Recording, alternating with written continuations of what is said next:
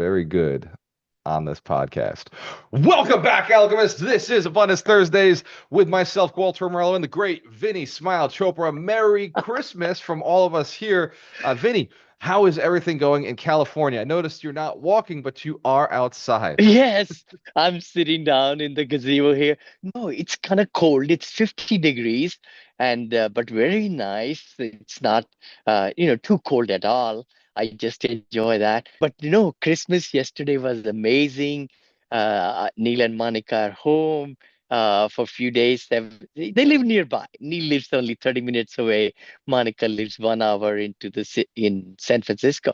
But we were invited by our very close friends. We have known them for 44 years. I've been married 44 years. So 1980, when we moved to California, that's when we got to know them. And we are lovely, lovely, great friends and seen the kids grow together and everything. So it was fun. It was fun last night. Tonight we are inviting them. Then tomorrow we have family coming. It's So this is a time of the year where a lot of people are relax. You gotta just mhm. sorry, a lot of people are setting goals now. So No, New go Year's ahead. Eve is here. In fact, I went to the gym this morning, Vinny, and I Yeah. noticed the gym had a lot more people than it did before Christmas. So Oh, some people are ah, already New Year's resolutioners saying, I'm going to get a little head start and getting in. I've been yep. getting a lot of people texting me from the mastermind, from Alchemist Nation, Hmm. accredited investors saying, hey, what should I do to set goals this year? What was that thing you did the other day about goal setting? And Hmm. one person whose birthday was today, actually, Richie Decker, he texted me and said, hey, man, what's the book I should read for my birthday so I can set better goals? So I know goal setting is big on people's minds. But today's principle is, or the one we're going to talk about this Saturday, is increase your Hmm. income through increments and surges. It comes at a perfect time to do goal setting. We just came off from spending a lot of time with family. You're still going to spend more time with friends and family tonight. Yep. So, Yep. increments and surges. This is something that Grant Cardone popularized, the idea of increasing your income through increments and surges. If we could find out from you, Vinny, who has done this in 30 different businesses, multiple different sectors, and it seems like everything you touch, even if there are temporary losses, like stock market affects all of us right now, but even if there's temporary losses, Yeah. you always seem to be a winner. You pick winning stocks, you pick winning businesses, you pick winning investments, real estate, winning buildings, and your buildings. Everything you and I have ever talked about, it's not just you never invest just for the big cash out at the end, the big surge.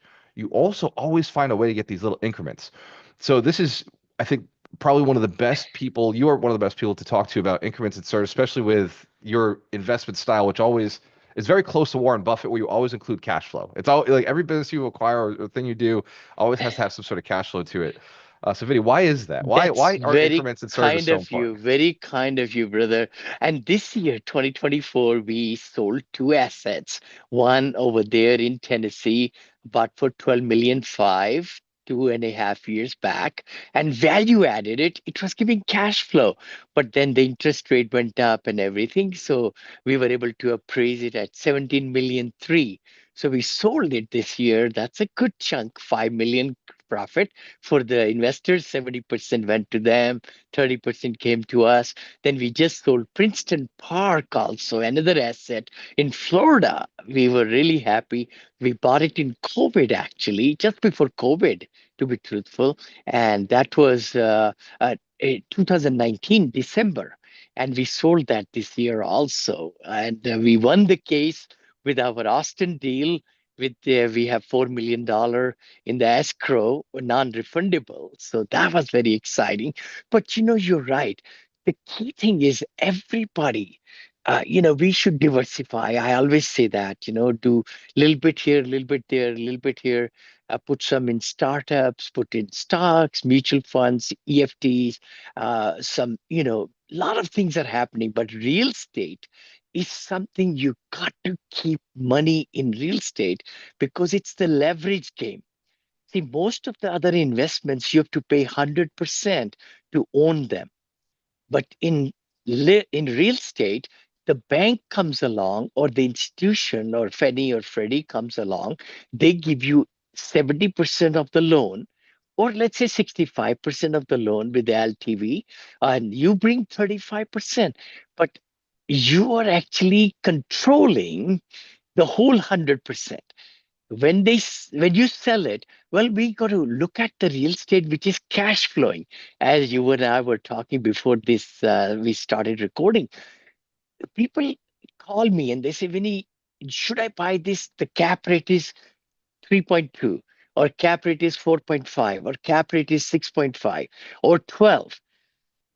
I just say, what's the cash flow? The net cash flow after getting all the revenues and all the expenses, you come with the net operating income minus the capex and minus the mortgage payment and so forth, is the net income. So, net income, net cash flow is king. We So should be, you're yeah, we getting should, at a point because I want to make sure everybody who's listening is grasping what this is. Cap rates. Cap rates are a function of identifying how much your property is worth. So what? Yes. for any investors not familiar with cap rates, you take the NOI and you divide that by the purchase price, or Yep. you could take Hmm. the NOI and divide that by a cap rate, and it gives you an ideal purchase price depending upon your investment strategy. What I've heard is you buy it at 10, sell it at 6. So you have this big arbitrage of profit in between that. That was, I believe, Dave Lindahl says it, and there's other people Hmm. who've said that over the years. So for what Vinny's saying right now is the increments of income are far more important than the surges, Yeah. but if you get good increments, if you buy the property for cash flow and then you do your value add and you do all your improvements, the surges That's are true. inevitable. They're an inevitable component to it. Vinny, you wouldn't invest in something that wouldn't offer a surge, right? You wouldn't invest in something that there was no value Exactly. add, that there was no opportunity to increase. Can we talk about Won't that for a touch it. moment? Won't touch it. Will not touch it, brother. Because the key thing is when we are pulling money together of the like-minded people, what I do, right? These are the people who really want, they don't have time or energy, but they have money, accredited investors. They want to, like-minded people, when they join hands, you're able to pool the money together legally, and then you can buy larger assets like 12.5 million asset in Tennessee that we bought. We were able to raise money. We call it raising money, collecting everybody's money.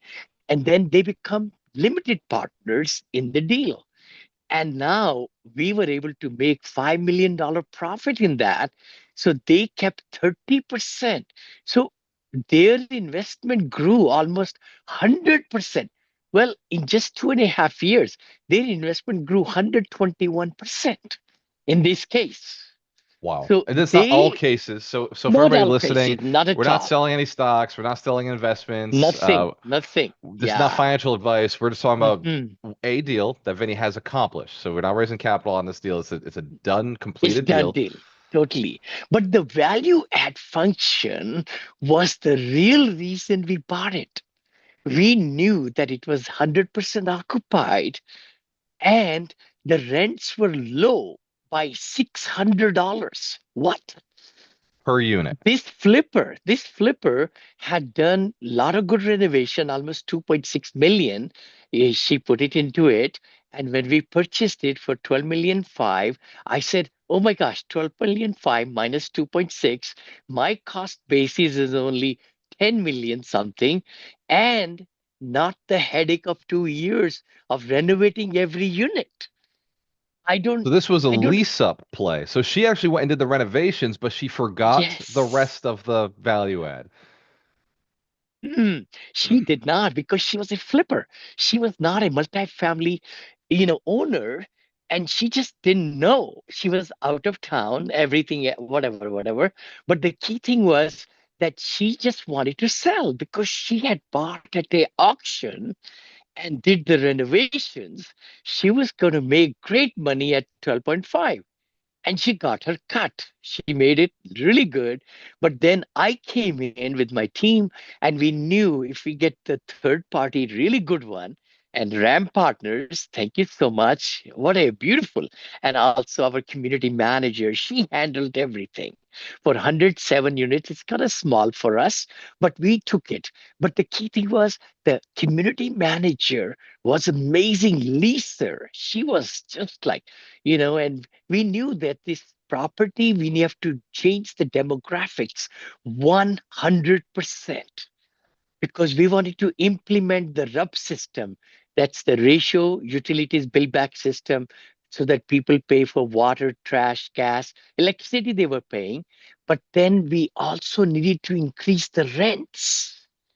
And when the leases came due, then only we could increase by bumping it by 200, 300. It took us a year and a half, and we changed 100% of the demographics and increased the rents by doubling, almost doubling it, So this was literally. a heavy, heavy lease up. I mean, this is not, I mean, you're making it sound easy, Vinny, but what you did is you took 100% of the tenants and slowly shifted them out of the Shifted them. building, Yep, leased up with new tenants, implemented RUBs, which is where you bill back the electricity, the gas, the heat, the water. So you took yep. maybe even a C-class property where all of that was included before, right? No It was utilities were like split, it was C plus, let's say, or B minus because it was renovated and they had but the added some utilities were new all building. included, correct? Utilities were just the electricity they were paying because it's billed back. I mean, it's individually metered. So electricity, but water, trash, gas, termite, everything was paid by the seller. Hold on. Cable was paid by the seller, and the cable TV and also the internet, everything was paid by the seller. So that was my number one thing, to cancel that and then get that all on the back of, when people are living in their home, they have to pay for the cable, they have to pay for all these things. So every community I bought in last 18, 19 years, that has been my strategy, to really look at the value add. Where can I cut expenses and increase income? Other income, it's called other income, because through the you know parking lot fees, through covered parking, through valet trash, sorry, not value, but valet trash, which is like amazing. When the trash can is so far away from the unit, you just come Tuesday mornings and Thursday mornings, the maintenance people just pick up in white bag, plastic bag, their trash. And the residents pay $25 per month for that service. They love it. They never have to carry the trash to the trash can. Maintenance people do it, and you can make a lot of money, extra income. Same thing is true with the bill back system, because with the quality of people you have, you let them take care of their water, trash, gas, electric, all that, and the termite also. Legally, you could bill for termite also. The key thing is, once they start paying water charges, the bills go down because they are not taking those massage showers. They are not really doing the laundry in their home, in their apartment, and doing it for few clothes. They're not keeping the lights on all night long or air conditioning, brother. I find the behaviors change of the residents, and then the owner, us, realize the benefits of it, because the revenue now is rent, increase in other income, and then you reduce the expenses by cutting out the cables and this and that, and cutting out what other, well, expenses in insurance, better insurance, of course, that's a big one, and also contesting the taxes on the property is a big one. A lot of people forget about that.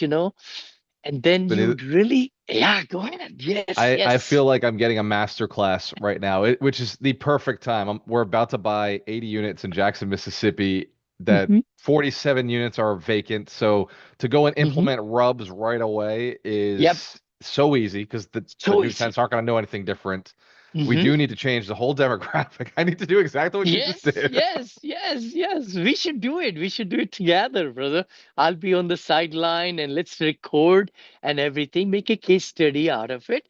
I think that'll be fantastic.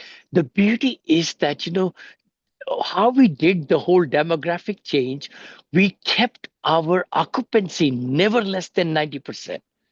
never less than 90. So it was 99, 90 to 99 was our range. And we said we'll never go down because we don't want it to be unstable asset, because 90 plus is stable, and less than that, like about 70, or like 80, 87, 86, 85, 80 is unstable. And it was what kind of loan was it? I'm trying to remember now. Whatever it was. But the thing was, by doing these extra things, our mortgage went up from, I think, 28,000 when we bought it to 72,000, because the interest rate was a variable interest rate. Oh my gosh. Oh my gosh. That was a big, stressful situation. But then I made a decision to refi it, and going from like 3.71, it went to 7.5, 7.96, I think. And I Wow. got it at 5.6 refi or something, with a 10-year fixed.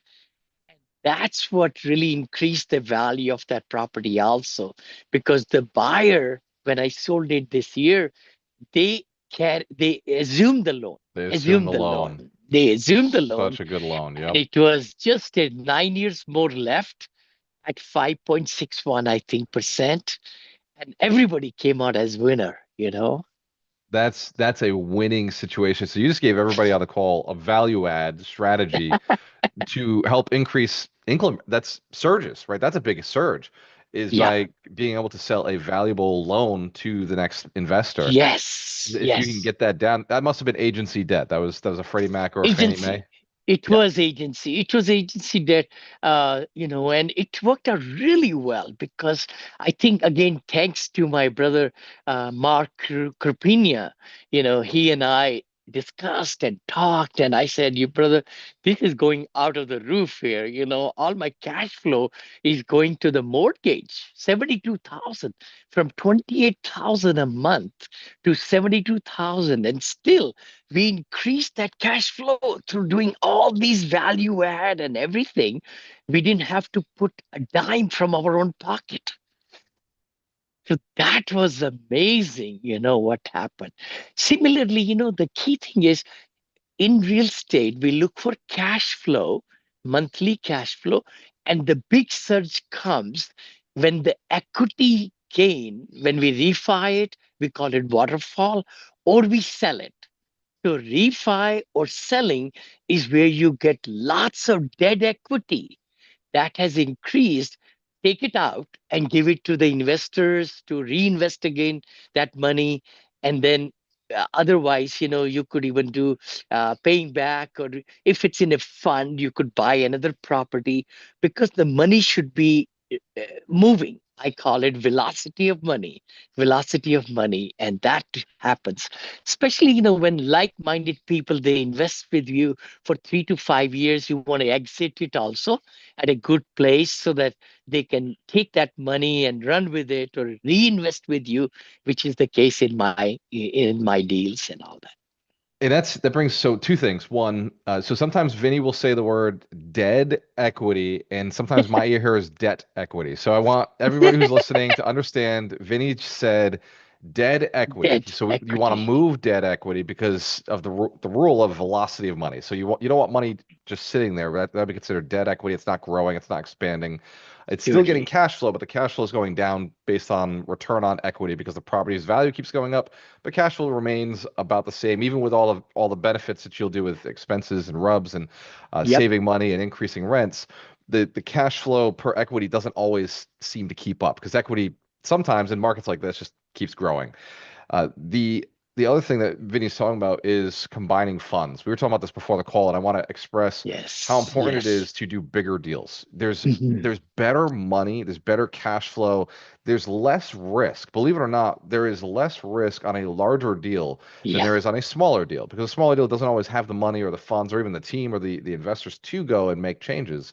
So the more So you true. you expand the size of deal you do, as long as it's within your capacity or within your team's capacity, and you do it with sophisticated investors or credit investors, people who've done things like this, you have this pool of funds, you have this Mhm. pool of knowledge, and you have this pool of connections.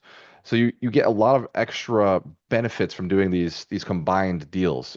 When I started Vinny, I did not like to do deals with other people. I was very I see. aware of cash flow. I knew that was important. So I was Yeah. like, increments are important. I know that.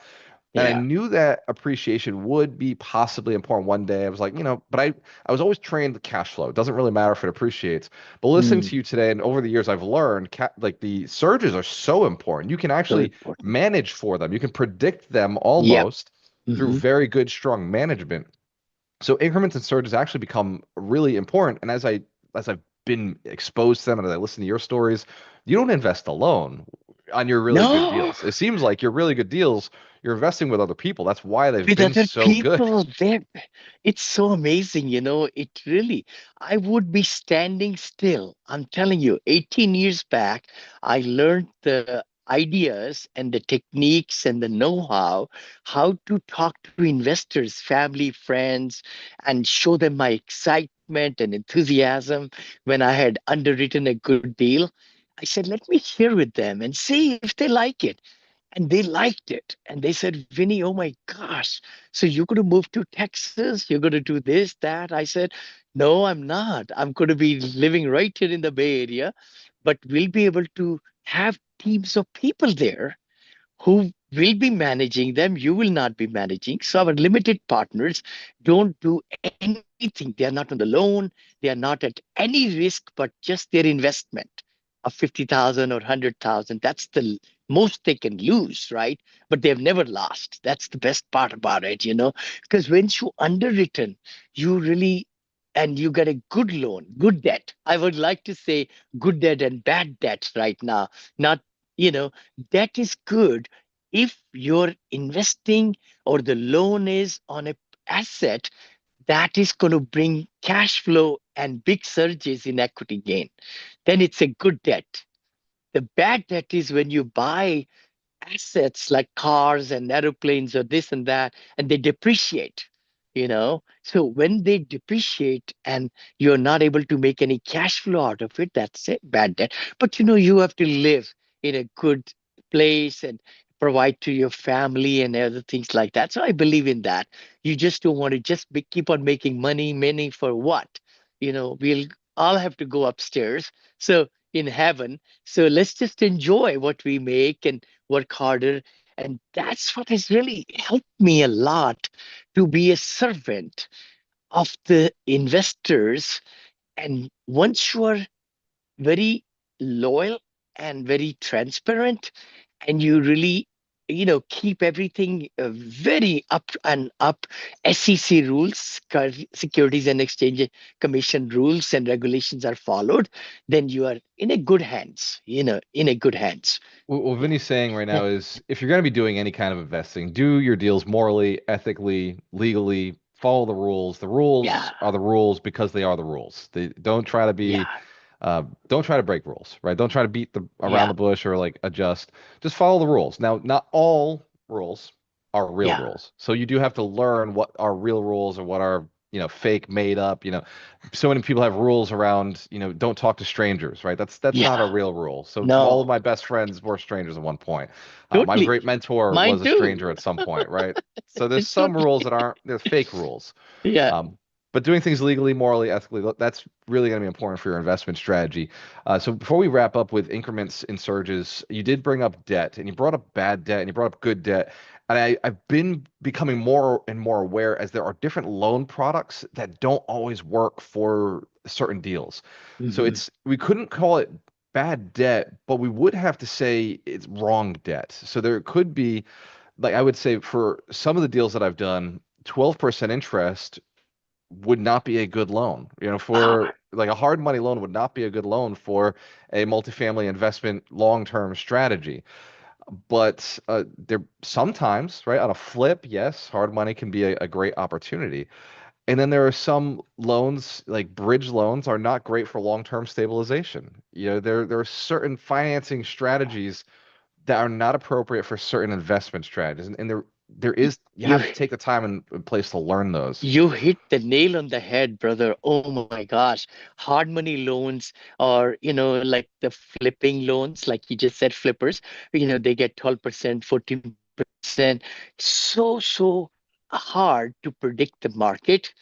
And the key thing is what really got a lot of people in trouble in the last 3 years has been that because able to get that 80% loan, low LTV, because it's a 20% down, 80% loan, hard money loan, and they were able to value add. And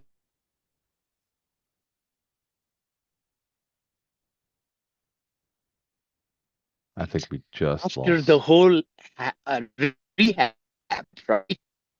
After the which was the interest rates kept on going up, up, up, up, up in 23, and now we are going down, right, a little bit in 24. So you're so right. Just an example, if I may say, residential assisted living. I bought these two homes. I paid $250,000 down or whatever I did. And then hard money loan, I got it at 11% within 1 hour. But then I refinanced within 3 months. So I paid back no prepayment penalty. So it was a calculated risk of paying them a little bit more because the seller was antsy to sell it quickly in 3 weeks. And I was able to do that. And now I got the loans for 5.75 fixed for 30 years, and then another one for 6.25 or something. So it's good to really do some good education on it and be in touch with lenders. That's what I would say. Have This a business plan and then apply that business plan. Yeah. So this is very important for investors who are acquiring real estate, who are underwriting deals. If you're passively investing in your underwriting deals, look at the terms on the mortgages, look at those rates to Yeah. make sure that the investor is going into something that actually will cash flow. There's a lot of Totally. investors who've gone to syndication courses, great teachers, by the way, great teachers, Hmm. great syndication educators, but they Hmm. didn't catch everything. Yeah. But they learned how to raise capital. They learned how to lock something under agreement. So I love that people are learning. I love that people are investing in real estate.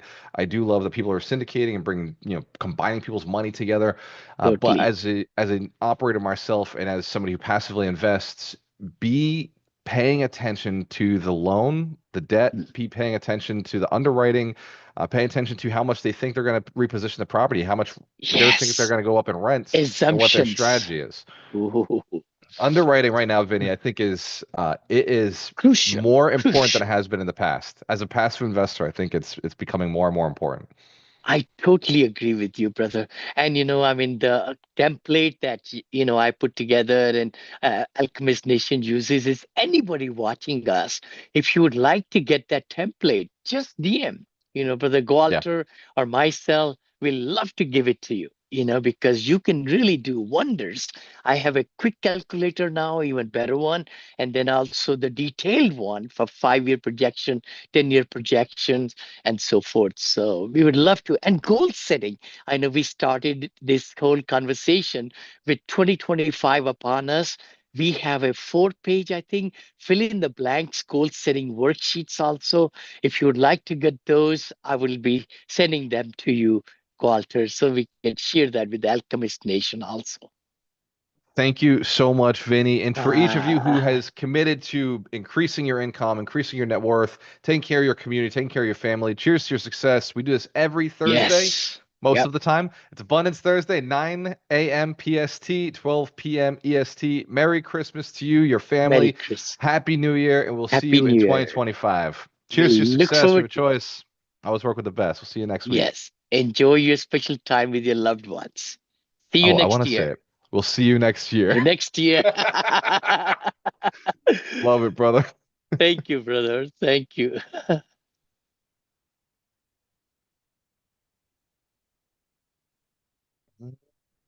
Are we offline? Not yet. Hold Yeah, on. I think we are about to.